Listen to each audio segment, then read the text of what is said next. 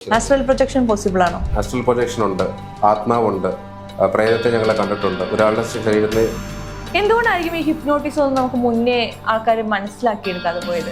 എനിക്കൊരു ഈ ദൈവികമായ കാര്യങ്ങളെ പെട്ടെന്ന് ആൾക്കാർ ഉൾക്കൊള്ളുന്നുണ്ടെന്ന് തോന്നാറില്ല. കാര്യം ദൈവം എന്ന് പറയുന്ന സാധനത്തിനോട് എല്ലാവർക്കും ഒരു പേടി. പേടി എന്തിനാ? മരിച്ചു കഴിഞ്ഞാൽ നമ്മൾ പറഞ്ഞ കേട്ടില്ലെങ്കിൽ നരകത്തിൽ കൊണ്ടിടും.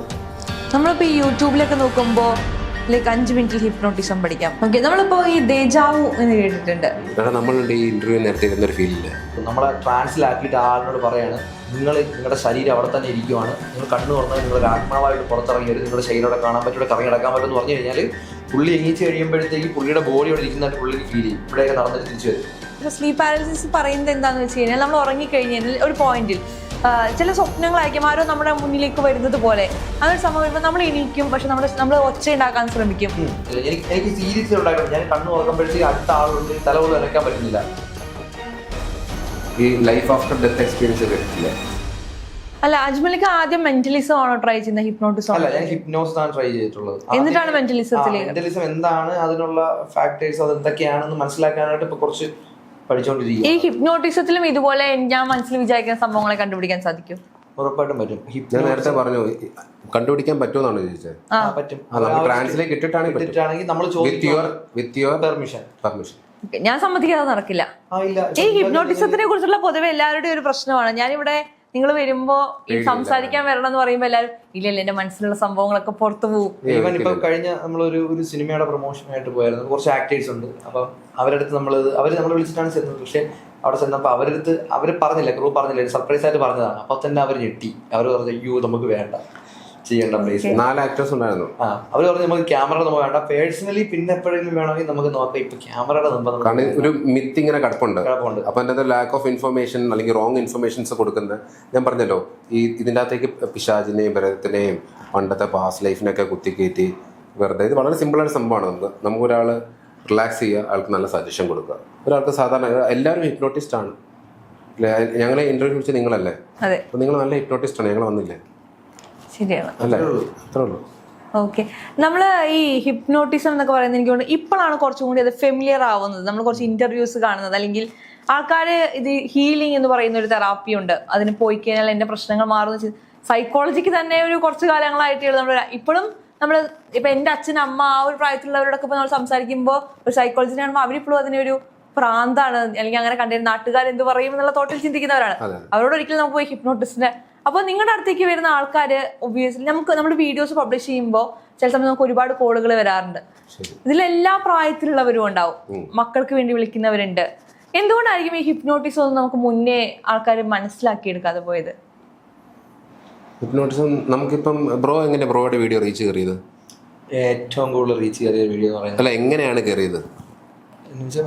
എങ്ങനെയാണ് ഹിപ്നോട്ടിസ്റ്റ് ആണെന്നും ആൾക്കാർ എങ്ങനെ അറിഞ്ഞത്? സോഷ്യൽ മീഡിയ വഴിയാണ് ഇപ്പോൾ ആൾക്കാർ അറിയുന്നത്. നമുക്ക് പല കാര്യങ്ങളും സോഷ്യൽ മീഡിയ വഴി അറിയുന്നത്.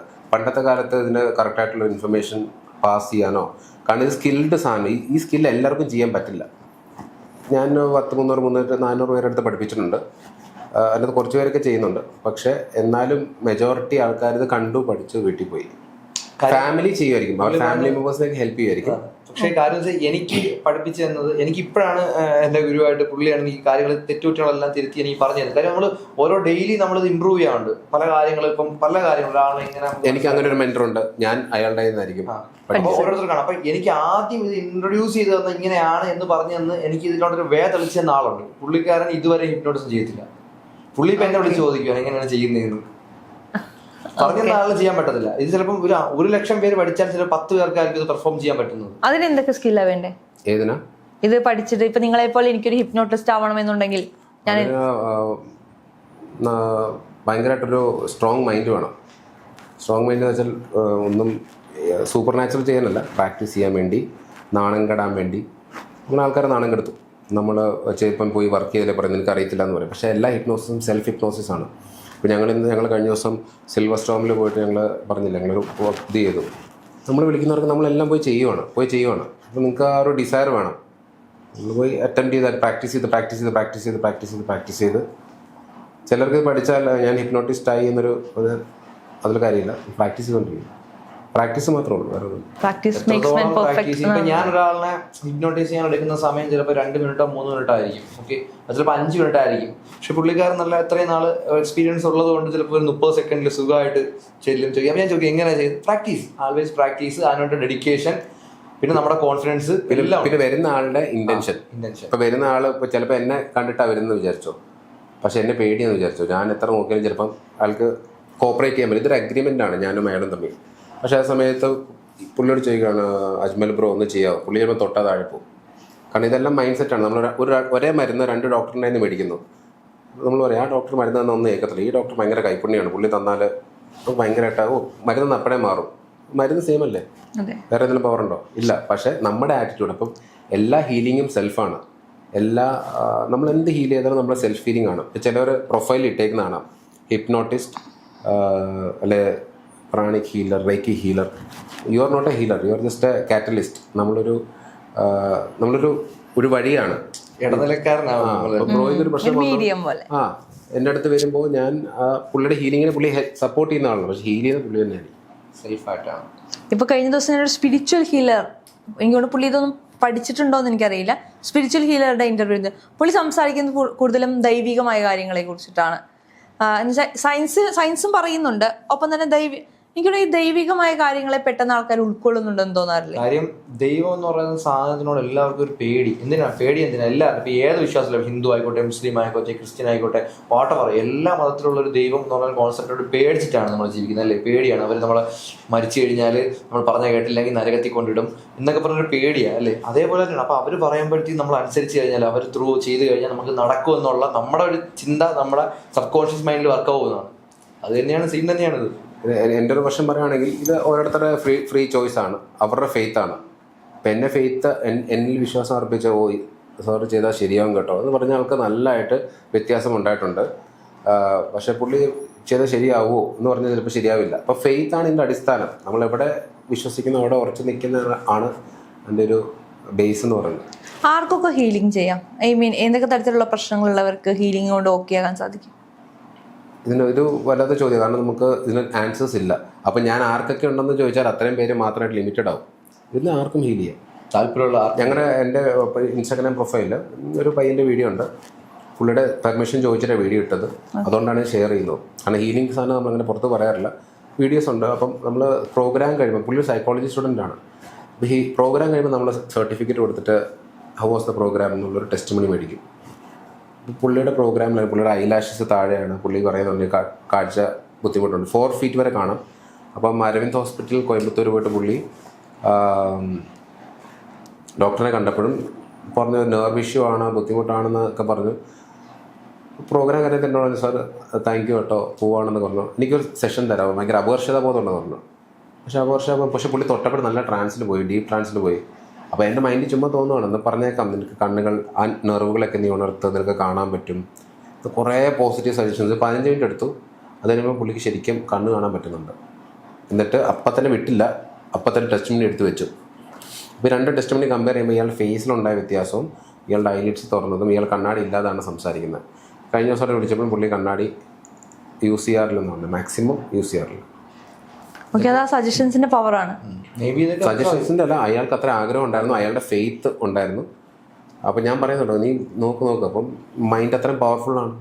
അപ്പൊ ഇതുകൊണ്ട് തന്നെ ഇപ്പം കഴിഞ്ഞ ദിവസം പറഞ്ഞില്ലേ, ഒരു ഫ്രണ്ട് എന്നെ വിളിച്ചായിരുന്നു. പുള്ളിക്കാരിക്ക് ഇതിൽ ഭയങ്കര ട്രസ്റ്റാ. പുള്ളിക്കാരി ഒരു ആക്സിഡന്റ് പറ്റിയിട്ട് കൈക്ക് കുറച്ച് പ്രശ്നമുള്ളത്. പുള്ളിക്കാരി വിചാരിച്ചു കഴിഞ്ഞാൽ ഇത്ര വരെ ഇങ്ങനെ പൊക്കിക്കൊണ്ടുവരാൻ പറ്റും. പുള്ളിക്കാരി എന്നെ വിളിച്ചിട്ട് ചോദിച്ച്, എനിക്ക് സാറിനെ ഭയങ്കര ട്രസ്റ്റാണ്, എനിക്ക് സാറിനൊന്ന് കാണണം, മേ ബി എന്നെ ഒന്ന് ചെയ്ത് കഴിഞ്ഞാൽ എൻ്റെ കൈ ചിലപ്പോൾ ശരിയായാലോ, ഫുള്ളായിട്ട് യൂസ് ചെയ്യാൻ പറ്റും. നമ്മൾ പറഞ്ഞിരിക്കുക നമുക്ക് എന്തായാലും നെക്സ്റ്റ് ഡേ ഒരു. അപ്പം നമുക്ക് ലിമിറ്റ് ചെയ്യാൻ പറ്റില്ല. സോറി കേട്ടോ, ഞങ്ങൾ അങ്ങനത്തെ കേസില്ല, ഇത്ര മാത്രമേ ഞങ്ങൾക്ക് എടുക്കാൻ പറ്റുള്ളൂ. നമ്മൾ ഒരാളുടെ മാറാനുള്ള ചേഞ്ചിനെ നമ്മൾ കട്ട് ഓഫ് ചെയ്യുകയാണ്. അവർക്ക് മാറാനുള്ള ആഗ്രഹം ഉണ്ട്, വരുവാണെന്നുണ്ടെങ്കിൽ നമ്മൾ ട്രൈ ചെയ്യും. അവർ ബില്ലിംഗ് ആണ്, അവരുടെ മൈൻഡ് ബില്ലിംഗ് ആണെങ്കിൽ അത് സക്സസ് ആവും. നമുക്ക് നമ്മുടെ ബിലീഫ് സിസ്റ്റം എപ്പോഴും ലിമിറ്റഡ് ആയിരിക്കും. ഞങ്ങളിപ്പോൾ വർക്ക്ഷോപ്സ് നടത്തുന്നുണ്ട്, ഹിപ്നോട്ടിസം പഠിപ്പിക്കുന്നുണ്ട്. അപ്പം 1 day ആയിരുന്നു ഞങ്ങൾ കഴിഞ്ഞ ഒരു കൊല്ലമായിട്ട് ചെയ്തുകൊണ്ടിരുന്നത്. ഇപ്പം 2 day ആക്കി. കുറച്ചൊരു ടൈം കൊടുക്കാൻ, കുറച്ചൊരു പ്രാക്ടീസ് ചെയ്യാൻ 3 സ്ഥലത്ത് വെച്ചിട്ടാണ് ചെയ്യുന്നത്. അപ്പോൾ വിളിക്കുന്നവർ ചോദിക്കുന്നതെന്ന് അറിയാമോ, ഒരു സാധനം പഠിക്കാൻ 2 ദിവസം കൊണ്ട് നിങ്ങൾ എങ്ങനെ പഠിപ്പിക്കുന്നത്? കോഴ്സ് എന്ന് വെച്ചാൽ 3 മാസം 4 മാസം 6 മാസം, ഞങ്ങൾ 2 ദിവസം കൊണ്ട് പഠിക്കാൻ പറ്റും? ഇമ്പോസിബിൾ. അപ്പം വിധി എഴുതുകയാണ്. കാരണം ബിലീഫ് സിസ്റ്റം ലിമിറ്റഡാണ്. നമ്മുടെ ബിലീഫിലുണ്ട് ഒരു സാധനം ഇത്രയും പഠിച്ചാലേ പഠിക്കാൻ പറ്റൂ. അല്ല എൻ്റെ പ്രിൻസിപ്പൾ പറഞ്ഞു കൊടുത്ത് 2 ദിവസം പ്രാക്ടീസ് ചെയ്യിച്ചവർക്ക് ഈസി ആയിട്ട് പഠിക്കാൻ പറ്റും. അങ്ങനെ പഠിച്ചു വന്നവരാണ് ഇപ്പോൾ കയറി വരുന്ന മിക്ക ഹിപ്നോട്ടിസ്റ്റുകളും. അപ്പം അത്രയും പ്രൂഫ് ഇവിടെ ഉള്ളപ്പോൾ പിന്നെ ടൈം സേവ് ചെയ്യുന്നു, മണി സേവ് ചെയ്യുന്നു. നമ്മളിപ്പോൾ ഈ യൂട്യൂബിലൊക്കെ നോക്കുമ്പോൾ ലൈക്ക് 5 മിനിറ്റിൽ ഹിപ്നോട്ടിസം പഠിക്കാം, 2 മിനിറ്റിൽ ഹിപ്നോട്ടിസം പഠിക്കാം, ഒരുപാട് വീഡിയോകളുണ്ട്. പക്ഷേ എൻ്റെ പേഴ്സണൽ അഭിപ്രായം പറയുന്നത് ഇതുവരെ ഞാൻ ഒരു വീഡിയോസും അങ്ങനെ ഞാൻ ഒരുപാട് സെർച്ച് ചെയ്ത് നോക്കിയിട്ടുണ്ട്. ഇതുവരെ അങ്ങനെ ഈ ഒരു കറക്റ്റ് ആയിട്ടുള്ള എക്സ്പ്ലനേഷൻ കൊടുത്ത് പഠിപ്പിക്കുന്ന ഒരു സാധനം ഇതുവരെ കണ്ടിട്ടില്ല. മേ ബി ഈ പറയുന്ന വർക്ക്ഷോപ്പ് 1 day 2 day വർക്ക്ഷോപ്പിലൊക്കെ പോയി കഴിഞ്ഞാൽ നിങ്ങൾക്ക് പഠിക്കാൻ പറ്റും. 5 മിനിറ്റിൽ 10 മിനിറ്റിൽ അവർ പറയുന്ന കുറേ കാര്യങ്ങൾ പറഞ്ഞു കൊടുക്കുന്നല്ലാണ്ട് ഇതെങ്ങനെ ചെയ്യണമെന്നുള്ള പ്രാക്ടിക്കലായിട്ടുള്ള കാര്യങ്ങൾ എവിടെയും ഇതുവരെ ഞാൻ കണ്ടിട്ടില്ല സീരിയസ്ലി. ഇപ്പൊ നെക്സ്റ്റ് ഡേ നമ്മൾ ഈ 2 days കാലിക്കട്ട്, കൊച്ചി, അത് കഴിഞ്ഞ് ട്രിവാൻഡ്രത്ത് നടത്തുന്നുണ്ട്. അപ്പം അതിൽ ഒരുപാട് പേര് രജിസ്റ്റർ ചെയ്ത് വരുന്നവർ പോലും ഈ സൈക്കോളജിസ്റ്റുകൾ, പിന്നെ അതുപോലെ തന്നെ പ്രൊഫസർമാർ, അങ്ങനെയുള്ള ആളാണ് ഇപ്പൊ രജിസ്റ്റർ ചെയ്തിരിക്കുന്നത്. നമ്മൾ സയന്റിഫിക്കലി എക്സ്പ്ലെയിൻ ചെയ്യും. അപ്പം നമുക്ക് അതങ്ങനെ സംഭവിക്കും കേട്ടോ, അതൊക്കെ ഭയങ്കര പവർഫുള്ളാണ്. 30 ദിവസം മെഡിറ്റേഷൻ ചെയ്യണം എന്നൊക്കെ പറഞ്ഞിട്ട് കാര്യം നമുക്ക് സയന്റിഫിക്കലി തന്നെ പ്രൂവ് ചെയ്യാൻ പറ്റണം. ഇപ്പം ഞാൻ ഇവിടെ ഒരാളെ ഹിപ്നോട്ടൈസ് ചെയ്താൽ നമുക്ക് EEG വെച്ചിട്ട്, ECG ഹാർട്ടിനാണ്, EEG ബ്രെയിനാണ്. അപ്പോൾ EEG വെച്ച് കഴിഞ്ഞാൽ നമുക്ക് കറക്റ്റായിട്ട് മാപ്പ് ചെയ്യാം. ഇയാൾ ട്രാൻസ് ഇരിക്കുന്ന അവസ്ഥ നമുക്ക് കറക്റ്റായിട്ട് കാണാം. എത്ര ബ്രെയിൻ വേവ്സ് ആയിരിക്കും, എത്ര സെക്കൻഡ് വേവ്, ഏത് ലെവൽ ഓഫ് ട്രാൻസ് ആയിരിക്കും, അതൊക്കെ നമുക്ക് ചെയ്യാൻ പറ്റും. ഓക്കെ, നമ്മളിപ്പോ ഈ ദേജാവു എന്ന് കേട്ടിട്ടുണ്ട്. ചില സംഭവങ്ങൾ നമുക്ക് ഒരു സ്ഥലത്ത് കണ്ടത് കൃത്യമായിട്ട് പറഞ്ഞുതരും. നമ്മൾ ഇതിനെപ്പറ്റി ഇന്നലെ ചർച്ച ചെയ്തൊരു കാര്യമാണ്. എന്റെ എപ്പോഴത്തെ അറിവാട്ടോ എങ്ങനെയാണ് ദേജാവു വർക്ക്ഔട്ട് ആവുന്നത്? ദേജാവു എൻ്റെ അറിവനുസരിച്ച്, അത് ശരിയാണോ നിർബന്ധമില്ല കേട്ടോ, എൻ്റെ അറിവനുസരിച്ച് നമ്മൾ കണ്ട ഒരു സാധനം, ഒരു മെമ്മറി നമ്മളെ ബ്രെയിനിലേക്ക് പാസ് ചെയ്യും, അതിനെ ഡ്യൂപ്ലിക്കേറ്റ് ചെയ്യും. അപ്പോഴത്തേക്കും ഒരു മെമ്മറി പോയി, ആ സാധനത്തിൻ്റെ ഒരു കോപ്പിയുടെ ചെല്ലുണ്ട്. അതായത് ഞാനൊരു ഫോട്ടോ അയച്ചു തന്നു, എൻ്റെ ആ ഫോട്ടോയുടെ ഒരു കോപ്പിയുടെ ഞാൻ അയച്ചു തന്നു. ഉണ്ടെങ്കിൽ ഇതൊന്നും അയച്ചല്ലേ എനിക്ക്. ഓക്കെ, അതുപോലെ നമ്മുടെ ബ്രെയിൻ നമുക്ക് ആ സെയിം സാധനം ഒന്നും കൂടി തരുന്നതാണെന്നാണോ? അതാണെന്നാണ് എൻ്റെ അറിവ്, ശരിയാവണമെന്നില്ല കേട്ടോ. സയന്റിഫിക്കലി ചിന്തിക്കുമ്പോൾ മേ ബി അല്ലാതെ നമ്മൾ വേറെ കഴിഞ്ഞ ജന്മത്തിൽ ഇതേ സ്ഥലത്ത് കൂടെ നടന്നു പോയിട്ടാണ് നമുക്ക് ഓർമ്മ വന്നത്. കാരണം നമ്മളുണ്ട് ഈ ഇന്റർവ്യൂ നേരത്തെ ഇരുന്നൊരു ഫീലില്ലേ, അങ്ങനത്തെ ഒരു ഫീല് വരണമെങ്കിൽ എനിക്ക് ആ 2 പ്രാവശ്യം എനിക്ക് ആ മെസ്സേജ് എൻ്റെ ബ്രെയിനിലേക്ക് ചെന്നിട്ടുണ്ട്. ഓക്കെ, അതൊരു മെസ്സേജ് ആണ്, ബ്രെയിനിന്റെ ഒരു മെസ്സേജ്. ഈ ബ്രെയിൻ നമുക്ക് ഈസിലി മാനിപ്പുലേറ്റ് ചെയ്യാൻ പറ്റുമായിരിക്കും അല്ലേ? അത് നമ്മൾ ചെയ്യുന്ന അതല്ലേ. ഓക്കെ, ഞങ്ങൾ സ്ട്രീറ്റിൽ പോകുന്ന ആൾക്കാരെ ഇങ്ങോട്ട് വിളിക്കും, അവരിങ്ങോട്ട് വിളിക്കുമല്ലോ, നമ്മൾ അങ്ങോട്ട് പോയി അപ്രോച്ച് ചെയ്ത് പുള്ളി ഇപ്പം മരിച്ച ആൾക്കാരെ കാണിക്കുന്നത് മാനിപ്പുലേഷൻ ഓഫ് സെൻസസ് ആണ് ചെയ്യുന്നതല്ല. അതുപോലെ ഒരുപാട് കാര്യങ്ങൾ ഇതേപോലെ ഈ പറഞ്ഞ കണക്ക് ദേജാവു കണക്ക് ഒരുപാട് ടോപ്പിക്കുകൾ ചർച്ച ചെയ്യാനാണെങ്കിൽ ഇങ്ങനെ ഒരുപാടുണ്ട്. പക്ഷെ മാനിപ്പുലേഷൻ എന്ന് പറയുന്ന ഒരു പോസിറ്റീവ് മാനിപ്പുലേഷൻ ആണ്. മാനിപ്പുലേഷൻ എന്ന് എല്ലാവർക്കും നെഗറ്റീവ് ആയിരിക്കും. ബ്രെയിൻ ഹാക്ക് ചെയ്യുക എന്ന് പറയുമ്പോൾ ഹാക്ക് എന്ന് പറഞ്ഞാൽ ഇവിടെ നെഗറ്റീവാണ്, അല്ലെങ്കിൽ അത് ഓരോരുത്തർ ഇതുപോലെ. പക്ഷെ മാനിപ്പുലേഷനൊക്കെ നമ്മൾ അതിൻ്റെ ഫംഗ്ഷനെ നമ്മൾ ചെറുതായിട്ടൊന്ന് ഓൾട്ടർ ചെയ്തിട്ട് വേറെ സാധനം ചെയ്യുന്നത്. ഈ പാരാസൈക്കോളജി എന്ന് പറയുന്ന വിഭാഗവും സൈക്കോളജി എങ്ങനെയാണ് ഡിഫറെന്റ് ആയിട്ടിരിക്കുന്നത്? പാരാസൈക്കോളജി എക്സിസ്റ്റ് ചെയ്യുന്നില്ലെന്നാണ് എനിക്ക് തോന്നുന്നത്. ഞാൻ അതിലേക്ക് ഇറങ്ങിയിട്ടില്ല, സൈക്കോളജി മാത്രമേ അറിയുള്ളൂ. ഓക്കെ, പാരാസൈക്കോളജിയിൽ വിശ്വാസമല്ല. പാരാസൈക്കോളജിയുടെ ഇൻസ്റ്റിറ്റ്യൂട്ട്സ് എനിക്ക് അറിവിലില്ല, അങ്ങനെ ഒത്തന്റിക് ആയിട്ടുള്ളതെന്നുള്ള എനിക്ക് അറിവില്ല. ഇല്ല, പക്ഷെ സൈക്കോളജിക്ക് അങ്ങനെ ഒരു സൈക്കോളജിക്ക് പാരാസൈക്കോളജി സംഭവം ഇല്ല. സൈക്കോളജി മാത്രമാണ്. ഒരുപാട് ഞാൻ പറഞ്ഞില്ല, തെറ്റിദ്ധാരണ ചില ആളുകൾ പറയുന്നുണ്ട് നമ്മുടെ ശരീരത്തിൽ നിന്ന് ആത്മാവ് ഇങ്ങനെ പുറത്തിറങ്ങിയിട്ട് കറങ്ങിയിട്ടൊക്കെ തിരിച്ചു ശരീരത്തിൽ. എന്റെ അടുത്ത ചോദ്യം അതാണ്, ആസ്ട്രൽ പ്രൊജക്ഷനെ കുറിച്ചിട്ടാണ് എന്റെ അടുത്ത ചോദ്യം. ആസ്ട്രൽ പ്രൊജക്ഷൻ പോസിബിൾ ആണോ? ഇമാജിനേഷൻ ഉള്ള ആൾക്ക് പോസിബിൾ ആണ്. അയാളുടെ തോട്ട്സിന് ഈ ആസ്ട്രൽ പ്രൊജക്ഷൻ പ്രൊമോട്ട് ചെയ്യുന്നുണ്ടോ? ഇല്ല. ഒരു ഇൻസിഡന്റ് തന്നെ ഉണ്ടായിട്ടില്ലേ, അങ്ങനെ ഒരാ വീട്ടുകാരെ തല്ലി കൊന്നിട്ട് കേതൽ.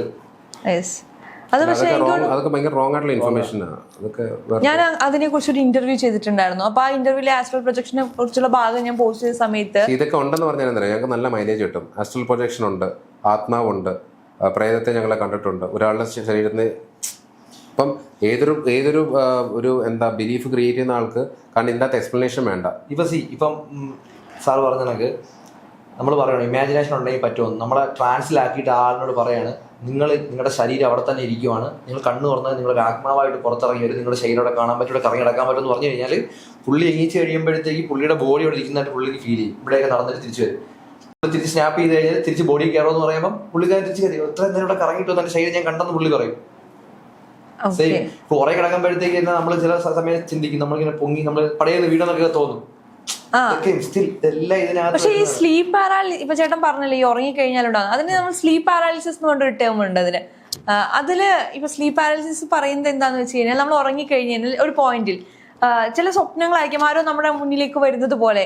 അതൊരു സംഭവം വരുമ്പോൾ നമ്മൾ എണീക്കും, പക്ഷെ നമ്മൾ ഒച്ച ഉണ്ടാക്കാൻ ശ്രമിക്കും, പക്ഷെ നമുക്ക് ഒച്ച പുറത്തു വരാത്തൊരവസ്ഥ. ഓരോ രീതിയിലാണ് എക്സ്പീരിയൻസ്. എനിക്ക് ജീവിതത്തിൽ ഒരിക്കലും അത് എക്സ്പീരിയൻസ് ചെയ്തിട്ടുണ്ട് ഞാൻ. അതെന്ന് വെച്ചാൽ അതും ഈ പറഞ്ഞ ഒരു സിറ്റുവേഷനിൽ നമ്മളായി പോകും. സ്ലീപ്പ് പാരലിസിസ് കറക്റ്റായിട്ട് യൂട്യൂബിൽ തന്നെ സയന്റിഫിക് റീസൺ ഇട്ടിട്ടുണ്ട്. സ്റ്റേറ്റ് ഓഫ് മൈൻഡ് ആണ്, സ്റ്റേറ്റ് ഓഫ് ബോഡിയാണ്. അവിടെ നമ്മൾ ടയേർഡാണ് ഭയങ്കര, നമുക്കൊന്നും പാരാലിസിസ് ആണ്, അത്രേ ഉള്ളൂ. അവിടെ നമുക്ക് വേണമെങ്കിൽ പറയാം നിങ്ങളുടെ ബോഡി ആത്മാവ് എവിടെ പോയി. നമ്മുടെ തലച്ചോറെ അന്നേരം പ്രവർത്തിക്കാതിരിക്കുകയാണ്, അത്രേ ഉള്ളൂ. നമ്മൾ ഭയങ്കര റെസ്റ്റ് കിടക്കുന്ന സമയത്ത് തലച്ചോറ് പ്രവർത്തിക്കുന്നില്ല. എനിക്ക് സീരിയസ്ലി ഉണ്ടായിട്ടുണ്ട്. ഞാൻ കണ്ണ് തുറക്കുമ്പോഴത്തേക്ക് അടുത്ത ആളുണ്ട്, ഈ തല പോലും അനക്കാൻ പറ്റുന്നില്ല.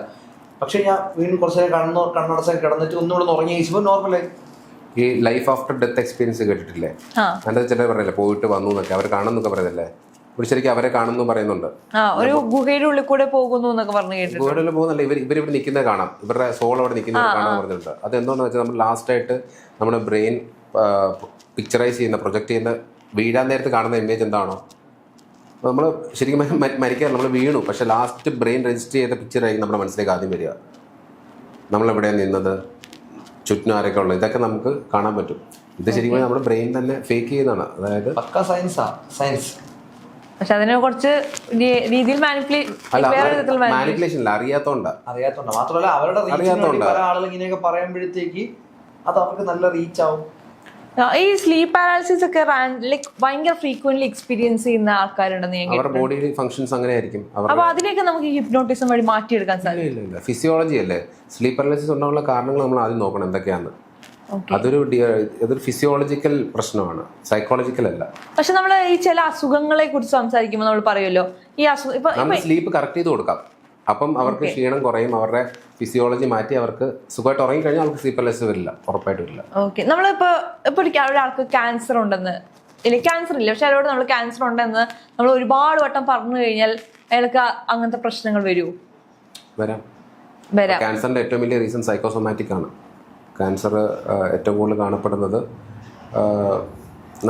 നമ്മുടെ മൂഡ്സ് എന്താണ് ശരിക്കും, നമ്മൾ dopamine, oxytocin, serotonin, melatonin, cortisol ഇങ്ങനത്തെ ഹോർമോൺസ് ആണ് അല്ലേ, ന്യൂറോ കെമിക്കൽസ് ആണ് നമ്മുടെ മൂഡ് അല്ലേ. എപ്പോഴും ദേഷ്യപ്പെടാറുണ്ടോ? ഇല്ല.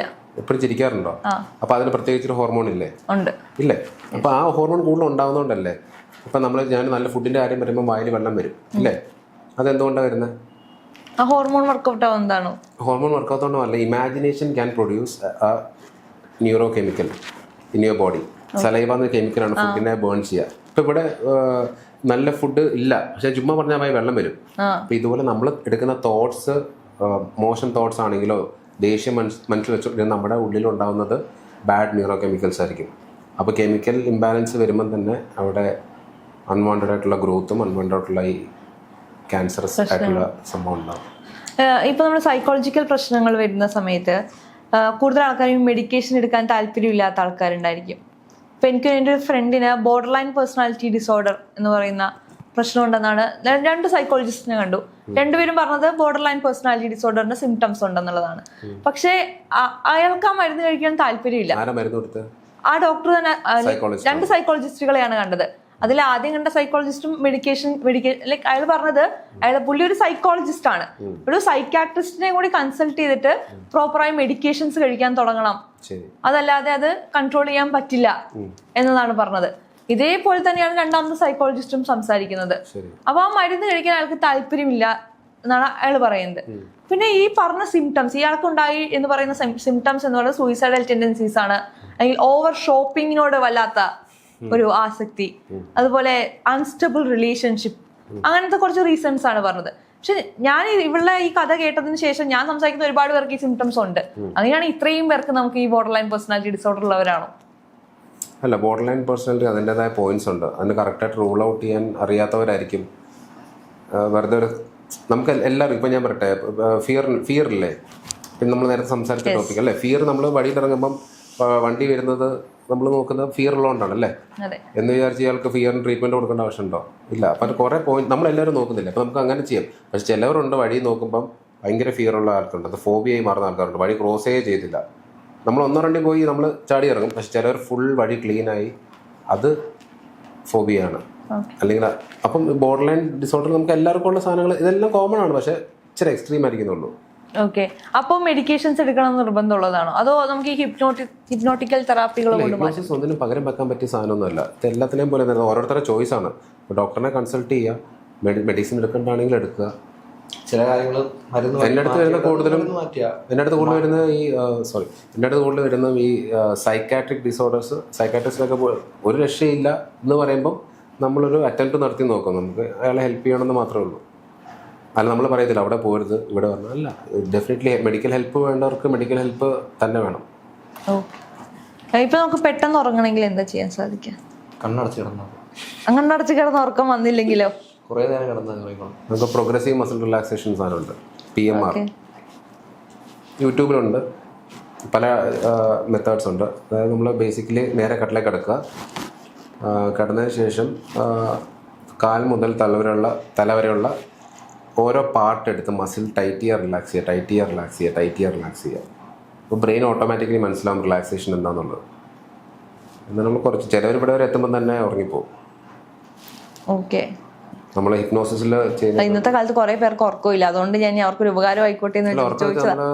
പല കാരണങ്ങളുണ്ട്. നമ്മൾ ഉറക്കം കൺട്രോൾ ചെയ്യുന്ന ന്യൂറോ കെമിക്കലാണ്, മെലാറ്റോണിനാണ്. മെലാറ്റോണിൻ നമ്മൾ 10 മണിക്ക് കയറി കിടക്കാൻ നേരത്ത് ഉറക്കം വന്ന് കിടക്കാനും പെട്ടെന്ന് ഫോൺ നോക്കിയാൽ മെലാറ്റോണിൻ ലൈറ്റ് കണ്ണിലടിച്ചാൽ മെലാറ്റോണിൻ്റെ അളവ് കുറയും, ഉറക്കം പോകും. അപ്പോൾ 10 ഇപ്പം 1 മണിയാവും. കോമണാണ് ഞാനും ഉറങ്ങാതിരിക്കുക. കണ്ടിന്യൂസ്ലിയുള്ള നമ്മുടെ ജീവിത ശൈലികൾ മൊത്തമായിട്ട് ബാധിക്കും. ഈ ചില ആൾക്കാരില്ലേ ഇപ്പൊ മരിച്ചു പോയവരെ കാണുന്നു എന്നൊക്കെ പറയുന്നവരുണ്ട്. ഇപ്പൊ മേ ബി നിങ്ങൾ പറയുന്ന പെർസ്പെക്റ്റീവിൽ നിന്ന് ഞാൻ ചിന്തിക്കുമ്പോൾ അത് ഹാലൂസിനേഷൻസ് ആയിരിക്കാം, അല്ലെങ്കിൽ അവർക്ക് അത് കാണണം എന്നുള്ള ആഗ്രഹം കൊണ്ട് അവർ കാണുന്നതായിരിക്കാം. അതെങ്ങനെയാണ് നമുക്ക് മാറ്റി കൊടുക്കാൻ സാധിക്കുക? അല്ല, ഒന്നാമത്തെ ഹാലുസിനേഷൻ ആയിരിക്കാമല്ല, അത് ഹാലുസിനേഷൻ ആണ്. കാരണം നമ്മൾ ഷൂട്ട് ചെയ്ത ടിവിയില് ഇത്രയും ഞാനിപ്പോ അത് ഹാലുസിനേഷൻ ആണെന്ന് ഉറപ്പിച്ച് പറഞ്ഞാൽ അതിനോട് അംഗീകരിക്കാത്ത ഒരുപാട് പേരുണ്ട്. അവരുടെ വിശ്വാസങ്ങളെ ഞാൻ ചോദ്യം ചെയ്യുന്നത് അതുകൊണ്ടായിരിക്കാം. നമ്മൾ ഷൂട്ട് ചെയ്ത് കാണിക്കുമ്പോഴേ ഇതിന് ഹാലുസിനേഷൻ അല്ലാന്ന് എങ്ങനെ പറയാൻ പറ്റും? കാരണം ഫ്രണ്ടിൽ നിൽക്കുന്ന ഇദ്ദേഹം, അവര് കാണിക്കുന്ന മരിച്ചുപോയ അച്ഛൻ, അപ്പൊ അതെന്തായാലും ഹാലുസിനേഷൻ ആണല്ലോ. അല്ല, നമ്മൾ ഈ ഹിപ്നോതെറാപ്പി ചെയ്യുമ്പോഴത്തെ കാര്യമല്ല ഞാൻ ചോദിച്ചത്. ഇപ്പൊ ജനറലി നമ്മൾ ചില ആൾക്കാരുടെ നമ്മുടെ നാട്ടിൽ ഒരുപാട് ചുമ്മാ കാണുന്നതൊക്കെ മരിച്ച ആളെ കാണുന്നതായിട്ട് തോന്നുന്നു. അതിനൊരു പ്രേതം ആ ഒരു രീതിയിലേക്കാണ് നമ്മുടെ നാട്ടിൻ പുറത്ത് നമ്മൾ ചിത്രീകരിച്ചു വെച്ചിരിക്കുന്നത്. പക്ഷെ ഇപ്പൊ ബ്രോ പറയുന്ന കോൺസെപ്റ്റിലാണ് ഞാൻ ചിന്തിക്കുന്നത്, അതൊരു ഹാലൂസിനേഷൻ ആകാം, അല്ലെങ്കിൽ എനിക്ക് അയാളെ കാണണം എന്നുള്ളൊരു ആഗ്രഹം എൻ്റെ ഉള്ളിൽ എവിടെയോ കിടക്കുന്നത് കൊണ്ട് ഞാൻ ചിന്തിക്കുന്നതായിരിക്കാം. ഓക്കെ, പുള്ളി അതായിരുന്നെങ്കിൽ എന്നുള്ളൊരു പോയിന്റിൽ ഞാൻ ചിന്തിച്ചെടുക്കുന്നതായിരിക്കാം. ഹാലൂസിനേഷൻസ് ഉണ്ട്, സൈക്കാട്രിക് ഡിസോർഡേഴ്സിലുണ്ട്. ഇതിപ്പം ഹിപ്നോട്ടിസത്തില് ഫണ്ണിന് കാണിക്കുന്നല്ലേ, അല്ല നമ്മൾ ചുമ്മാ. ഇപ്പൊ എനിക്കൊരു കേസ് വന്നിട്ടുണ്ട്, ആ കൊച്ചി ഇങ്ങനെ ഇരിക്കുമ്പോഴത്തേക്കും എന്താണ് ഇയാളെന്താണ് ഇവിടെ ഇരിക്കുന്നത്, അവിടെ ആളില്ല, ഇത് ഹാലൂസിനേഷൻ ആണ്. ഓക്കെ, അതിന് നമ്മൾ എങ്ങനെയാ, അത് എന്തുകൊണ്ടാണ് വരുന്നത്? അങ്ങനെ നമ്മൾ ഹിസ്റ്ററി സെർച്ച് ചെയ്യണം. അപ്പോൾ നമ്മൾ കുട്ടിയെ ട്രാൻസ്ലേറ്റ്, കൊച്ചു വന്ന് US നിന്നാണ്. US നിന്ന് 6ാം ക്ലാസ്സിൽ പഠിക്കാൻ നേരത്ത് സ്കൂളിൽ പോകുന്ന നേരത്ത് വണ്ടി വന്ന് നിർത്തിയിട്ട് കൊച്ചിനെ വണ്ടിക്കകത്ത് വലിച്ച് കയറ്റാൻ നോക്കി. കൊച്ച് കയറാൻ പറ്റില്ല, കൊച്ച് എസ്കേപ്പ് ആയി. പക്ഷെ വലിച്ച ആളെ കണ്ടു. ഇത് മൈൻഡിൽ രജിസ്റ്റർ ചെയ്തു. ഇയാൾ ഇടയ്ക്കിടയ്ക്ക് ഹാലുസിനേറ്റ് ചെയ്ത് കാണുന്നുണ്ട്. പിന്നെ എങ്ങനെയാണ് അതിനെ ഇല്ലാതെയാക്കാൻ സാധിക്കും? നമ്മൾ റൂട്ട് കോസിനെ എടുത്ത് കളഞ്ഞു. നമ്മൾ ട്രാൻസ്ലേക്ക് പോകുമ്പോൾ നമ്മുടെ ജനിച്ച ഓരോ ദിവസം, ഇപ്പം 2ാം ക്ലാസ്സിലെ ടീച്ചറിൻ്റെ പേരറിയാമോ? ഇല്ല. പക്ഷെ ട്രാൻസിൽ കിടക്കാൻ നേരത്ത് നമ്മൾ കറക്റ്റായിട്ട് 2ൽ ആരാ പഠിപ്പിച്ചത്, ഏത് ബെഞ്ചിലാണ് ഇരുന്നത്, 1ാം ക്ലാസ്സിൽ എവിടെ പഠിച്ചത്, ഏതായിരുന്നു യൂണിഫോമിൻ്റെ കളർ, ഇതൊക്കെ പറയും. അപ്പോൾ അങ്ങനെയാണല്ലോ ഈ ഇൻഫർമേഷൻ കിട്ടിയത്. ഈ കുട്ടിക്ക് പോലും ഓർമ്മയില്ലായിരുന്നു. ട്രാൻസിൽ കിടന്നാണ് കുട്ടി. അപ്പോൾ ഓക്കെ മോളെ, അത് കാര്യം ചെയ്തോ, അത് മറന്നേക്കുക, നീ ക്ഷമിച്ചോളൂ, അത് വിട്ടേക്കുക, അത് ക്ലെൻസ് ചെയ്യും, അത് വേണ്ട, എൻ്റെ മനസ്സിൽ മൊത്തം പോവാട്ടോ, നീ എടുത്ത് കളയുക എന്ന് പറയുമ്പോഴത്തേക്കും ഇവളതിനെ എടുത്ത് കളയുമ്പോൾ ഇനി ഇവർക്ക് ആ പ്രശ്നമില്ല. കാര്യം നമ്മുടെ ലൈഫിൽ നമ്മൾ ജനിച്ച് നമുക്കൊരു ഓർമ്മ വയ്ക്കുന്ന കാലം മുതലുള്ള എല്ലാ കാര്യങ്ങളും, നമ്മൾ കാണുന്ന കാര്യങ്ങളെല്ലാം നമ്മുടെ ഡേറ്റ ആയിട്ട് സേവ് ചെയ്യും. അതായത് നമ്മുടെ ലാപ്പിൽ നമ്മളിപ്പോൾ ഒരു ഫോട്ടോ എടുത്ത് ഫോണിൽ സ്റ്റോർ ചെയ്യുന്നതൊക്കെ നമ്മൾ കാണുന്ന എല്ലാ സ്റ്റോർ. ഈവൻ ഇപ്പോൾ ഒരു സാധനം നീ അവിടെ കൊണ്ട് വെച്ച് മറന്നുപോയി, ഇവൻ മറക്കുക, ഇത് ഈ ഒരു ട്രാൻസ് സിറ്റുവേഷനിൽ കൊണ്ടുപോയിട്ട് പണ്ട് ഇത്രാം തീയതി നീ ഇന്ന സാധനം അവിടെ കൊണ്ടുവച്ചെന്ന് ഓർക്കാൻ പറഞ്ഞു കഴിഞ്ഞാൽ അത് കറക്റ്റായിട്ട് പറയാൻ പറ്റും. എല്ലാം അവിടെ സേവ്ഡാ. അപ്പോൾ ഞാൻ ചോദിക്കട്ടെ, ഇപ്പോൾ നമ്മൾ ഈ പോലീസ് അന്വേഷണങ്ങൾക്കൊക്കെ നമുക്ക് ശരിക്കും ഈ ഹിപ്നോതെറാപ്പി യൂസ് ചെയ്തൂടെ? അങ്ങനെ ചെയ്യുന്നവരുണ്ട്. തെറാപ്പി യൂസ് ചെയ്യാൻ പറ്റില്ല, ഹിപ്നോസിസ് യൂസ് ചെയ്യാം. ചെയ്തിട്ടുണ്ട്, ഹെൽപ്പ് ചെയ്തിട്ടുണ്ട്, പക്ഷേ കേസ് ആയെന്ന് പറയാൻ പറ്റത്തില്ല. ഓക്കെ, അല്ലെങ്കിൽ ഇന്നലെ ആ സർക്കംസ്റ്റൻസ് എന്താണെന്ന് പറയാൻ പറ്റുമോ? പറയാനുള്ള അനുവാദമില്ല. പക്ഷെ ഞാൻ എങ്ങനെ ചെയ്യുന്നതെന്ന് പറയാം. അതായത് ഒരിക്കലും കോടതി ഒന്നും ഇത് എടുക്കില്ല, പക്ഷെ ഒരു കേസ് അന്വേഷിക്കാൻ എടുക്കാം, ഒരു ക്രൈം അന്വേഷിക്കാൻ എടുക്കാം. പക്ഷെ കോടതിയിൽ ഒരു വാലിഡ് പ്രൂഫ് ആയിട്ട് നമുക്ക് അതിനെ വെക്കാൻ സാധിക്കില്ല. കിടക്കുന്ന കള്ളൻ ചുമ്മാ കണ്ണടിച്ചിട്ട് കള്ളത്തരം പറഞ്ഞ് നമുക്കറിയില്ലല്ലോ, ആർക്കും ഫേക്ക് ചെയ്യാലോ. ഇതിൻ്റെ അകത്ത് അന്വേഷണത്തിന് ഹെൽപ്പ് ചെയ്ത് അതിലോട്ട് എത്തിപ്പെട്ട് റിയൽ ആയിട്ടുള്ള സംഭവം എന്താണെന്ന് കണ്ടുപിടിക്കാൻ പറ്റും. ഓക്കെ, അത് നമുക്ക് പോലീസിനൊരു ഇൻഫർമേഷൻ പോലെ നമുക്ക് കൊടുക്കാൻ സാധിക്കുന്നതാണ്. അവർക്കത് ഇൻവെസ്റ്റിഗേഷൻ ഹെൽപ്പ് ചെയ്യുവാണെങ്കിൽ കൊള്ളാം, അത്രേ ഉള്ളൂ. കൊള്ളാം. അങ്ങനത്തെ ആൾക്കാരൊക്കെ വരാറുണ്ട്, വന്നിട്ടുണ്ട്. Okay, fine. ഈ എത്തരത്തിലുള്ള ആൾക്കാരാണ് കൂടുതലും ഈ ഹിപ്നോതെറാപ്പി ട്രീറ്റ്മെന്റ്സിന് വരുന്ന അടുത്തേക്ക്? നമ്മൾ ഹിപ്നോതെറാപ്പിക്ക് ഡീൽ ചെയ്യാൻ പറ്റുന്ന സൈക്കോസൊമാറ്റിക് ആയിട്ടുള്ള ഡിസീസ് ആണ്, brain and body related. Okay. അപ്പോൾ കൈ ഒടിഞ്ഞാൽ വന്നിട്ട് കാര്യമില്ല, കൈ ഒടിഞ്ഞാൽ വന്നാൽ കാര്യമുണ്ട്, പെയിൻ മാറ്റി കൊടുക്കാം. നമ്മൾ ഈ സജഷൻസ് കൊടുക്കുമ്പോൾ ചില ആൾക്കാർ അത് ഇപ്പൊ എന്നോട് പറയാണ് ഇങ്ങനെയൊക്കെ ചെയ്യാൻ പാടില്ല, ഞാനത് മേ ബി അതൊരു ക്രിട്ടിക്കൽ മൈൻഡിലായിരിക്കും എടുക്കുന്നത്, അത് ഞാൻ സീരിയസ് ആയിട്ട് എടുക്കുന്നുണ്ടാവില്ല. നിങ്ങളെ ടെസ്റ്റ് ചെയ്യാൻ വേണ്ടിയിട്ട് ഞാൻ കിടക്കാം, നിങ്ങൾക്ക് അത് സെൻസ് ചെയ്യാൻ പറ്റുമോ? ഞാൻ ആ ഒരു രീതിക്കാണ്. ഇല്ല, സെൻസ് ചെയ്യാൻ പറ്റുന്നുമില്ല, നമ്മളത് സെൻസ് ചെയ്യാറുമില്ല. കാരണം തെറാപ്പിക്ക് വരുന്ന ഒരാള് നീഡ്ഫുൾ ആയിട്ടുള്ള ആളായിരിക്കും. നമ്മൾ സ്റ്റേജ് പ്രോഗ്രാംസിനൊക്കെ പോകുന്ന സമയത്ത് ചില ആൾക്കാരെ നമ്മൾ വിളിക്കുമ്പോൾ ഞാൻ വരാമെന്ന് പറഞ്ഞിട്ട് തന്നെയായിരിക്കും ഞാൻ വരുന്നത്. അല്ല, അങ്ങനെ വിളിക്കില്ല. സ്റ്റേജ് പ്രോഗ്രാംസിന് മുമ്പ് നമ്മൾ ഐഡന്റിഫൈ ചെയ്യും ആരെ വിളിക്കണം എന്ന് നമ്മളെ ഡിസൈഡ് ചെയ്യുന്നത്. പിന്നെ അയാൾ ഇപ്പൊ സ്റ്റേജിൽ വന്നിരുന്നു, അയാൾക്ക് ചെയ്യാൻ പറ്റുന്നില്ലെങ്കിൽ ഞാൻ പറയാം ചെയ്യാൻ പറ്റുന്നില്ലെങ്കിൽ ചില കംഫർട്ടബിൾ അല്ലെങ്കിൽ ഇറങ്ങി. മാത്രമല്ല ഡിസൈഡ് ചെയ്തിട്ട് ഇപ്പൊ അവരെ വിളിച്ച് നമ്മൾ കൊണ്ടുവന്നാൽ പോലും അവർ പോലും അറിയാണ്ട് അവർ നല്ലൊരു സബ്ജക്റ്റ് ആണോ എന്നുള്ളത് നമ്മൾ ആദ്യം മനസ്സിലാക്കിയാണ് ചെയ്യുന്നത്. അത് കുറച്ച് കാര്യങ്ങളുണ്ട്, അതിൽ കൂടെ അവർ നല്ല സബ്ജക്റ്റ് ആണെന്ന് മനസ്സിലാക്കിയതിനു ശേഷം മാത്രമേ നമ്മൾ. പിന്നെ പണി അറിയാവുന്ന ഒരു ഹിപ്നോട്ടിസ്റ്റ് ഒരിക്കലും ഒരു ബാഡ് സബ്ജക്റ്റിനെ വിളിക്കത്തില്ല. ബാഡ് സബ്ജക്റ്റിനെ വിളിക്കും. ബാഡ് സബ്ജക്റ്റിനെ എങ്ങനെയാണ് സെൻസ് ചെയ്യുന്നത്? അതാണ് ഹിപ്നോട്ടിസ്റ്റിന്റെ കഴിവ്, കുറെ അയാളുടെ സ്കിൽ അതാണ്. ഓക്കെ. അതായത് ഇപ്പം എന്താ, നമ്മൾ സ്റ്റേജ് ഹിപ്നോസിസ് ചെയ്യാണ്ടിരിക്കുക, നമ്മൾ 5 പേര് ഹിപ്നോട്ടൈസ് ചെയ്യാണ്ടിരിക്കുക, ഒരുത്തൻ എന്നെ ചെയ്യാൻ പറ്റുമോ? പറ്റില്ല എന്ന് പറയും. കാരണം അയാളെ ചലഞ്ച് ചെയ്യുന്ന ഒരിക്കലും ചെയ്യാൻ പറ്റത്തില്ല. അപ്പോൾ നമുക്ക് അതാ ഒരു നല്ല ഹിപ്നോട്ടിസ്റ്റ് എന്ന് പറഞ്ഞാൽ എന്താണ്, പുള്ളി ലൈവായിട്ട് സ്റ്റേജിൽ കയറി പെർഫോം ചെയ്യുമ്പോൾ പുള്ളിക്ക് ഫ്ലോസ് കുറവായിരിക്കും. ഇനി ഫ്ലോസ് ഉണ്ടായാലും അതിനെ നന്നായിട്ട് മാനേജ് ചെയ്യാൻ അറിയാം. അപ്പോൾ പിന്നെ ഈ വരുന്ന ഫേക്ക് ചെയ്ത് വരുന്ന ആൾക്കാർ കുറവ്. സ്റ്റേജിൽ വന്ന് ആരും ഫേക്ക് ചെയ്യില്ല, എത്രയും പേര് കാണുന്നല്ലേ. നമ്മൾ ഈ സർജറി ചെയ്യുന്ന സമയത്ത് നമ്മുടെ പെയിൻ കുറയാൻ വേണ്ടിയിട്ട് ഹിപ്നോട്ടിസം ഹെൽപ്പ് ചെയ്യില്ലേ? ഹിപ്നോട്ടിസം ഭയങ്കരമായിട്ട് പെയിൻ റിലീഫ് ഉണ്ട്. അതെങ്ങനെയാണ് വർക്ക്ഔട്ട് ചെയ്യുന്നത്? അതും ഈ സജഷൻസ് വഴി തന്നെയാണ്? സജഷൻസ് വഴിയാണ്. എന്തൊക്കെ തരത്തിലുള്ള സജഷൻസ് ആണ് അപ്പോൾ നമ്മൾ യൂസ് ചെയ്യുക? നമ്മൾ എവിടെയാണ് പെയിൻ അവിടെ ആ ഒരു ഭാഗം നമ്പാക്കാനുള്ള, നിങ്ങളുടെ റൈറ്റ് ഹാൻഡിൽ ഞാൻ ഞൊള്ളുമ്പം എവിടെയാണ് പെയിൻ ചെയ്യുന്നത്? റൈറ്റ് ഹാൻഡിലാണ്. റൈറ്റ് ഹാൻഡിലാണോ? ശരിക്കും റൈറ്റ് ഹാൻഡിലല്ല, റൈറ്റ് ഹാൻഡിൽ നമ്മുടെ ഇമ്പൾസ് മാത്രമേ ഉള്ളൂ. ഇത് പോയിട്ട് ബ്രെയിനോടാണ് പറയുന്നത് പെയിൻ. അപ്പോൾ ബ്രെയിനോട് നമ്മൾ ബ്രെയിൻ എന്തും റിസെപ്റ്റീവാണ്. സബ് കോൺഷ്യസ് മൈൻഡ് ശരി ഏതാ തെറ്റാതെന്ന് അറിയില്ല. അപ്പോൾ സബ് കോൺഷ്യസ് മൈൻഡോട് പറയണം അവിടെ പെയിൻ ഇല്ല, ഈ സ്ഥലത്തെ പെയിൻ ടോട്ടലി പോയേക്കോന്ന് പറയും. അപ്പോൾ പെയിൻ കാണത്തില്ല, പക്ഷെ ടെമ്പററി ആയിരിക്കും. കുറച്ച് കഴിഞ്ഞാൽ ഉദാഹരണത്തിന് ഒരാൾ വന്നിട്ട് പറയണം ഭയങ്കര വയറുവേദന ആണോ, ഓക്കെ നമുക്ക് വേണമെങ്കിൽ പെയിൻ അപ്പോഴേ മാറ്റി കൊടുക്കാം. പക്ഷെ നമ്മളൊരു കാര്യം പറയും, നാളെയും വയറുവേദന വരുവാണെങ്കിൽ പോയി സ്കാൻ ചെയ്യാൻ പറയും. കാരണം ഇറ്റ് ക്യാൻ ബി ഒരു ഇന്റേണൽ പ്രശ്നമായിരിക്കാം. അപ്പോൾ ഇയാൾ ഹിപ്നോട്ടിസം ചെയ്ത് വയറുവേദന ഒന്നും കളയാൻ പറ്റില്ല, വേദന കളയാം. പക്ഷെ ഒരു അസുഖമാണെങ്കിൽ അത് നമുക്ക് ട്രീറ്റ്മെന്റ് എടുക്കണം. ഓക്കെ. ഈ മെസ്മറിസം എന്താണ്? മെസ്മറിസം എന്ന് പറഞ്ഞാൽ ഹിപ്നോട്ടിസം തുടങ്ങിയപ്പോൾ തന്നെ ഹിപ്നോട്ടിസം തുടങ്ങിയ ആളുടെ പേരാണ് ഫ്രാൻസ് ആൻഡർ മെസ്മർ എന്ന് പറഞ്ഞ ആൾ. അപ്പം മെസ്മറിൻ്റെ പേരിൽ ചെയ്യുന്ന കുറച്ച് നോൺ വെർബലായിട്ടുള്ള കാര്യങ്ങളാണ് മെസ്മറിസം ആദ്യം വരുന്നത്. അതെങ്ങനെയാണ് ഡിഫറെന്റ് ആവുന്നത് ഹിപ്നോട്ടിസത്തിൽ? ഹിപ്നോട്ടിസിൽ വെർബലാണ്. ഓക്കെ. ഈ നോൺ വെർബൽ എന്ന് പറയുമ്പോൾ എന്തൊക്കെ തരത്തിലുള്ളതാ? നോൺ വെർബൽ എന്ന് വെച്ചാൽ നമ്മൾ സംസാരിക്കുന്നില്ല, അത്രേ ഉള്ളൂ. അല്ല, സംസാരിക്കാതെ എങ്ങനെയാണ് നമുക്ക് ആ സജഷൻസ് അല്ലെങ്കിൽ ജെസ്റ്റേഴ്സ് ആയിരിക്കും, ഫീലിങ്സ് ആയിരിക്കും, നമ്മുടെ ബോഡിയുടെ പൊസിഷൻ ആയിരിക്കും, ഹാൻഡ് പാസസ് ആയിരിക്കും, അങ്ങനത്തെ സാധനങ്ങളൊക്കെ ആയിരിക്കും. ഓക്കെ. ഏതാണ് ഇതിൽ ഏറ്റവും കൂടുതൽ എഫക്റ്റീവ്? അതോ രണ്ട് തരത്തിലുള്ള എഫക്റ്റീവ്നെസ് ആണോ? അത് വരുന്ന ആളുടെ ഇന്റൻഷൻസ് ഇതനുസരിച്ചിരിക്കും. ഇപ്പോൾ ഒരു പേഷ്യന്റ് വരികയാണെങ്കിൽ, പേഷ്യന്റ് അല്ല ഒരാൾ വരികയാണ് ഇത്തരത്തിലൊരു സെഷന് വരികയാണെങ്കിൽ അയാൾക്ക് ഹിപ്നോട്ടൈസ് ചെയ്യുന്നോ അതോ മെസ്മറിസം ചെയ്യുന്നോ എങ്ങനെയാണ്? ഹിപ്നോട്ടിസിന്റെ കഴിവ് പോലെ ഇരിക്കും. ഓക്കെ. അപ്പം എല്ലാവർക്കും മെസ്മറിസം എടുക്കണമെന്ന് നിർബന്ധമില്ല. പക്ഷെ ഈ മെസ്മറിസം ചെയ്യുമ്പോഴാണ് ഒരാൾ പെട്ടെന്ന് സ്ലീപ്പിലേക്ക് പോകുക എന്ന് പറയുന്നത് ശരിയാണോ? അല്ല, തെറ്റാണ്. രണ്ടിനും ഈക്വൽ പവർ തന്നെ. അങ്ങനെയല്ല, നമ്മൾ ഒരാൾക്ക് 5 സെൻസസ് ആണുള്ളത്. ഏതൊക്കെയാണ്? ടച്ച്, വിഷ്വൽ, ഓഡിറ്ററി, വാക്കോഗ് എന്ന് വിളിക്കും. Visual, auditory, kinaesthetic, olfactory, gustatory. അപ്പം എല്ലാവരും വിഷ്വൽ സെൻസ് ഉള്ള ആൾക്കാരാണോ? അല്ല. എല്ലാവരും ടച്ച് സെൻസ്. ഇപ്പം ഇദ്ദേഹത്തിന് ചിലർക്ക് കാഴ്ചകളോട് എക്സ്പ്ലെയിൻ ചെയ്യാൻ ഇഷ്ടം, ചിലർക്ക് ശബ്ദത്തിലൂടെ കേൾക്കാനാണ് ഇഷ്ടം, ചിലർക്ക് ടച്ചാണ് ഇഷ്ടം. അപ്പം ഹിപ്നോട്ടിസ്റ്റ് എന്ന് പറയുന്ന ആളുടെ സെൻസും സെൻസിബിലിറ്റി ഉപയോഗിച്ച് അയാൾ തീരുമാനിക്കും. വിഷ്വലായിട്ടൊരാളാണെങ്കിൽ എനിക്ക് നോൺ വെർബൽ മതി. ഓക്കെ. അപ്പോൾ ഓഡിറ്ററി ആണെങ്കിൽ എനിക്ക് വേർഡ്സ് യൂസ് ചെയ്യണം കുറച്ച്. കിനസ്തെറ്റിക് ആണെങ്കിൽ ജസ്റ്റ് കണ്ണടച്ച് 3 ടച്ച് 4ാമത്തെ ടച്ച് താഴെ പോകും. അപ്പോൾ നമ്മൾ ഡിഫറൻഷിയേറ്റ് ചെയ്യണം. അപ്പം ഇതെല്ലാം കണ്ടോ, എന്താണ് നല്ലതെന്നില്ല, വരുന്ന ആൾ ഏത് ടൈപ്പാണ് അതനുസരിച്ച് നമ്മൾ ചൂസ് ചെയ്യാന്നുള്ളതാണ്. അജ്മലിക്ക് പുറത്തു പോകുന്ന സമയത്തെ ചില ആൾക്കാർ ഇപ്പൊ കരയുന്നത് കാണുമായിരിക്കും. അങ്ങനെ ഒരുപാട് എക്സ്പീരിയൻസ്. ഇതിൽ ഏറ്റവും കൂടുതൽ വേദനിപ്പിച്ച അങ്ങനെ എന്തെങ്കിലും എക്സ്പീരിയൻസ് ഉണ്ടായിട്ടുണ്ടോ? വേദനിപ്പിച്ചത് എല്ലാം ഈ മരണപ്പെട്ടു പോയ കാണുന്ന അവരുടെ ഇമോഷണൽ കാണുന്ന എല്ലാം നമുക്ക് വേദന തന്നെയാണ്. ലൈക്ക് അവര് അതിന് ശേഷം ബ്രോനോട് എന്തായാലും താങ്ക്സ് പറയുമായിരിക്കും. താങ്ക്സ് എന്ന് പറഞ്ഞു കഴിഞ്ഞാൽ അതിലെനിക്ക് ഞാൻ ഇട്ട വീഡിയോസ് ഒരുപാട് പേര് ചെയ്തിട്ടുണ്ട്. എനിക്ക് ഏറ്റവും നല്ലതിൽ മനസ്സിൽ കൊണ്ട സാധനങ്ങളാണ് ഞാൻ വീഡിയോ ആക്കി ഇട്ടിട്ടുള്ളത്. അപ്പോൾ അതിൽ ആ പുള്ളിക്കാരുടെ അച്ഛനെ ഒരിക്കൽ പോലും നേരിട്ട് കണ്ടിട്ടില്ല. ഫോട്ടോയിൽ കണ്ടിട്ടുള്ള ആ ഒരു ഓർമ്മയാണ്, നേരിട്ട് കണ്ടിട്ടേ ഇല്ല ഒരിക്കൽ പോലും. ആ പുള്ളിക്കാരി ജനിച്ച് 1 വയസ്സുള്ളപ്പോഴും കണ്ടാണ് മരണപ്പെടുന്നത്. അന്ന് മുതൽ കഴുകി കൊണ്ട് നടക്കുന്ന ഒരു ഫോട്ടോ ഉണ്ട്. ആ ഫോട്ടോയിലുള്ള അതേ രൂപത്തിലാണ് കണ്ടത്.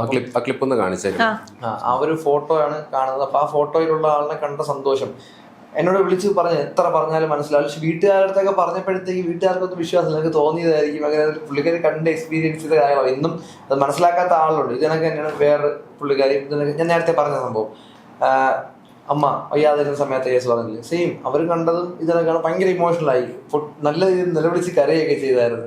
ഒരുപാട് പേര് പൊട്ടിക്കരയുന്നവരുണ്ട്, ചെന്ന് കെട്ടിപ്പിടിക്കുന്നവരുണ്ട്. അപ്പൊ ഞാൻ ഇങ്ങനെ വരുന്നവരടുത്ത് ഞാൻ പറയും, നിങ്ങൾക്ക് ഏറ്റവും കംഫർട്ടബിൾ ആയിട്ട് നിങ്ങൾ കൂടെ കൊണ്ടുവന്ന് കെട്ടിപ്പിടിക്കാൻ പറ്റുന്ന ഒരാളിനെ കൊണ്ടുവരണമെന്ന് ഞാൻ പറയും. അല്ലാണ്ട് ഒരു സ്ഥലത്ത് ചെയ്ത് കഴിഞ്ഞാൽ നമ്മുടെ കൂട്ടത്തിലുള്ള ആളുകളെ കെട്ടിപ്പിടിച്ച് കഴിഞ്ഞാൽ വീഡിയോ കാണുന്ന ഒരു നാളെ വേറെ രീതിയിൽ എടുക്കും. അപ്പൊ ഒരുപാട് സംഭവം ഉണ്ട് അങ്ങനെ. ഓക്കെ, ഇത്തരത്തിലുള്ള ആൾക്കാർ വരുമ്പോ ഇല്ലേ, ഇപ്പൊ നേരത്തെ പറഞ്ഞല്ലോ നമുക്ക് ഒരാളായിട്ട് ഒരു റാപ്പോ ബിൽഡ് ചെയ്യാൻ, അപ്പൊ എത്രത്തോളം സമയം എടുക്കും ആ ഒരു സംഭവം? അത് ആ വരുന്ന ആളിനനുസരിച്ച്. ചില ആളുകളുണ്ട് ഈ താല്പര്യത്തിന്റെ പുറത്ത് ഒരു പക്ഷെ പെട്ടെന്ന് ആരോട്ടും കമ്പനി ആവുന്ന കാറ്റഗറി ആയിരിക്കത്തില്ല. ചില ആൾ വന്നു പറഞ്ഞ് ഹൈ വൈ എന്ന് പറഞ്ഞ് നിൽക്കുന്ന ആളായിരിക്കും.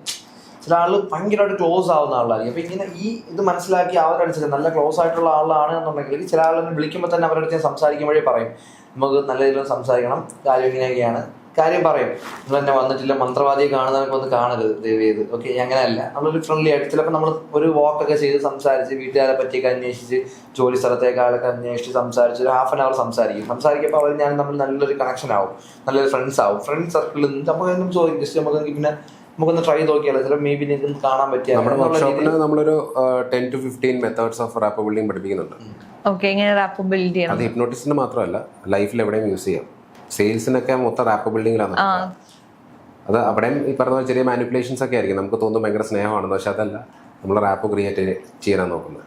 ഓക്കെ, സെയിം തന്നെയാണ്. അപ്പം സംസാരിച്ച് അവരോട് ടൈപ്പ് ആകുമ്പോഴത്തേക്ക് പിന്നെ ട്രൈ ചെയ്യുമ്പോൾ അവർക്ക് ട്രസ്റ്റ് ആണ് നമ്മളുള്ള തമ്മിൽ. ഓക്കെ, പുള്ളി പറ്റും, പുള്ളി നല്ലൊരു ഫ്രണ്ട്ലി ആണ് എന്നുള്ളൊരു സാധനം വന്നു കഴിഞ്ഞാൽ നമ്മൾ ഓക്കെയാണ്.